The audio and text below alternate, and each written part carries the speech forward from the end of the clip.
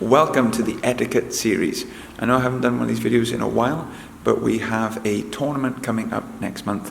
And for many of you who've done tournaments before, everything in this video will be things you know, but I have a lot of students who are competing for the first time or may not have competed for a while. So I thought it'd be good to go through some of the general etiquette rules when you're in the tournament. If I miss any out, I do apologize. First of all, when you come in to the hall, you should treat it as a dojang, so you bow as you come in and enter. If you see any higher grades, especially masters, make sure you bow to them. They may not see you, so you don't have to wait, but just acknowledge them. You usually sit together within your group and wait for your category to be called up. You will have a card and a number, and this number will be displayed to go to a waiting area. When you're called up, you need to write your details on the card and then hand it in as you come into the waiting area. It's always weapons first, so this is for brown belts and above. Usually the dan grades go on first, followed by the colour belts. When you line up with your weapon, you'll be lined up in the order you will be brought up. The first person is brought up and they wait on the outside of the ring.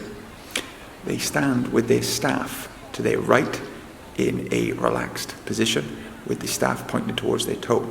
When they're called into the ring, they take the staff underneath their armpit to keep it safe, come to the middle, bow when they get to the center, run to the front, and then bow one more time to the judges, and then go into their chumbi with their staff. They then give their name, what club they're from, and what form they will do.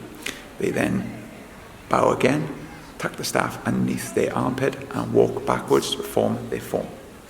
They do their entire form, wait for the judges to say baro, and then return in chumbi and wait for their score.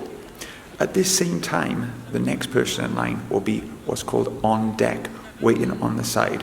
They could just stand there or do some light stretches, basically waiting to come on. And as they exchange, both parties will bow to each other. The person who just performed their form will come off, and then the next person will come on and do the exact same order as I just mentioned. And this will go through until everyone has been up. They have the weapons section, and then we have the opening ceremony where everyone comes to the middle and just basically sit down and watch. After that, we have creativity, which is into three groups. You have lower grades, middle grades, and black belts, higher grades. And you'll be in your team from your club. And in this, you'll come up, present as a team. So this time, you come forward as a 3, and then the person in the middle, usually the highest grade, will come forward and present the group. And then they will say the name of their group. You don't have to say the names of everyone in the team form, just the name of the group, the club you're from, and the form you're going to perform. And then it's the exact same order as the weapons. Everyone will go up, they'll wait for their score, and then go back. And then you have the forms and sparring divisions, and they are called up together. So again, it starts off with tiny tigers, then junior children grade, all the way up to children senior grades, and then it starts with adults and goes forward. And when you come up for forms, it's the same thing as before. You're lined up in order, you're called up one by one. There will be one person on the floor, one person on deck. Make sure you stay on the outside to bow, come to the middle, bow before you approach the judges, bow again, go into your chumbi, say your name, club and form, step back, perform your hyung, and then wait at the end for your score, and then bow for the next person to come on. In free sparring, be in a group, and if you have a number like 4, 16, 32, that never happens, then it will be evenly divided. If you have a number other than these numbers, then you will have a buyout system. So you may not be in the first round, you may have qualified straight to the second round. This is chosen in order by the judges, but you wait to be called up to face your opponent.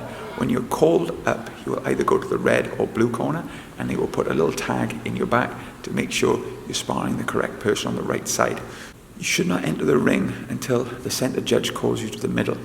You bow before you enter, you come into the middle, you bow to the center judge, and then you bow to each other, stand behind the line, and start sparring.